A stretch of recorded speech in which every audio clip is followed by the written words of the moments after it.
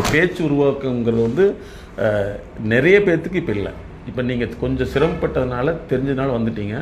நல்லா படித்த காலேஜில் உள்ளவங்க கூட வந்து அவங்களுக்கு பேச்சை வந்து உருவாக்க தெரியாது. அதே மாதிரி படித்ததை மனப்பாடம்னு எழுத தெரியும். அவங்க ஃப்ரெண்ட்ஷிப்புக்குள்ளே பேச தெரியும். ஆனால் ஒருத்தர்கிட்ட வந்து ஒரு செய்தி சொல்கிறக்கோ அல்லது செய்தியை வந்து நாசூக்காக மறுத்து பேசுகிறக்கோ அந்த பேச்சு உருவாக்கம் தெரியாது. அதனால் வந்து இது வந்து ஸ்பீச் ப்ரொடக்ஷன் தெரப்பி, பேச்சை உருவாக்கக்கூடிய சிகிச்சை.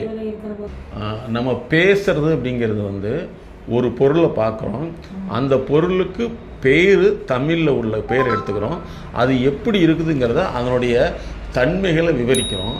விவரிச்சுட்டு யார்கிட்ட சொல்லணுமோ அவங்ககிட்ட சொல்லணும். ஒரு பேச்சுங்கிறது இவ்வளவு சர்க்கிள் இருக்குது.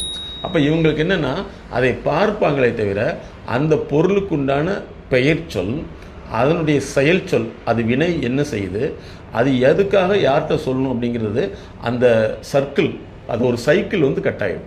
அப்போ நாங்கள் என்ன பண்ணுறோம்னா இவங்களுடைய அந்த பார்வையில் பார்க்கக்கூடிய ஒரு செய்தியோ அல்லது வந்து கேட்கக்கூடிய ஒரு செய்தியோ அல்லது வந்து பார்வையின் மூலமாக என்ன இருக்குதுங்கிறத அதை செய்தி வடிவம் பண்ணுறதையோ நாங்கள் அதிகப்படுத்துறதுக்கு தான் எங்களுடைய mind set knowledge learning mentoring intelligence தெரப்பின்னு சொல்கிறோம். ஸோ இதன் மூலமாக கொஞ்சம் கொஞ்சமாக மாற்றிக்கலாம். இந்த பேச்சு வராதனால தான் நிறைய பேர் இன்டர்வியூவில் ஃபெயிலியர் ஆகிடுறாங்க. நல்லா படித்தவங்கன்னு சொல்லக்கூடியவங்க அவங்களுக்கு மனப்பாடம் பண்ணி தகவலை வந்து எழுத தெரியுமே தவிர அந்த தகவலை சம்மந்தப்பட்டவர்களுக்கு வந்து அவங்களுக்கு புரிகிற மாதிரி இலகுவாக சொல்ல தெரியாது. அதனால தான் இந்த ஸ்பீச் இன்டெலிஜென்சி, டாக்கிங் இன்டெலிஜென்சிங்கிறது ரொம்ப இம்பார்ட்டன்ட்.